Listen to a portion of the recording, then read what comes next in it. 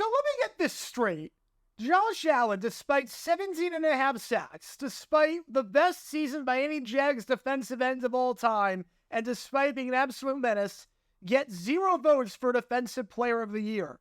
Meanwhile, Travis Etienne just got a vote for Offensive Player of the Year. I'm sorry, what?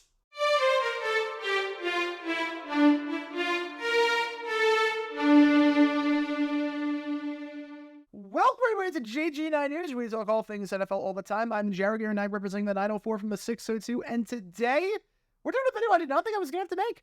Travis Etienne, the Jaguars running back, the third-year man out of Clemson, actually getting a third-place vote for Offensive Player of the Year. Now, the award went to Christian McCaffrey. No real surprises there. He had over 2,000 yards from scrimmage, found the end zone 21 times. Absolute menace this entire season. He thoroughly deserved the award. It was not even close.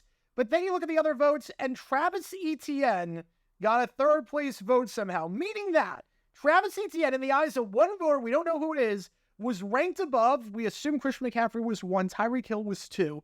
We're assuming that this person put Travis Etienne ahead of CeeDee Lamb, ahead of Amon-Ra St. Brown, ahead of Lamar Jackson, ahead of Kyren Williams, ahead of a bunch of other players. Travis Etienne getting a vote for Offensive Player of the Year somehow. Now look, this is no disrespect to Travis Etienne whatsoever. He had a phenomenal season this past year in Jacksonville. Over 1,000 yards rushing behind a terrible, terrible offensive line. The most important stat for me, no fumbles. Didn't fumble the ball a single time this year, which is a very good change of pace compared to 2022. I remember that 2022 season. He was very explosive, very good, but you knew he was going to fumble at least one time a game. Ball security was a major issue with him. You never knew if he was going to hold on to the ball or not. This year, good season. Numbers were a bit worse, but that's because the offensive line play was atrocious. It was not his fault. He was still top 10 by just about every single metric imaginable, but still a third-place vote for Travis Etienne? You're telling me he had a better season than CeeDee Lamb? You're telling me he had a better season than Puka Nacua? I don't know what voter did this, but I'm just baffled.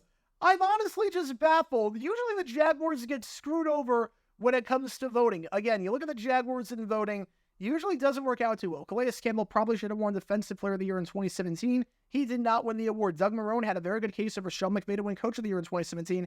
He did not win the award. Doug Peterson had a case over Brian Dable in 2022. He did not win the award. We saw Josh Allen this year not get a single vote for Defensive Player of the Year, while Khalil Mack got a vote. I don't know how you can look at the film, I don't know how you can look at everything and say that, yeah, Khalil Mack had a better season than Josh Allen did.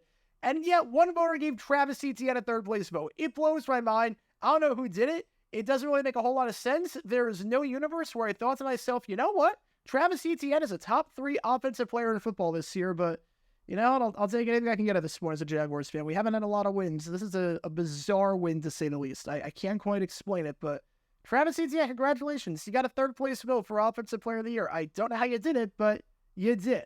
And that's going to do it for this episode of JG9 News. Be sure you like and subscribe. It helps the channel out a lot. And be sure to check out my main channel, Jaguars9, where we talk all things NFL all the time. Until next time, this is Jaguars9 signing off, and as always, go Jags.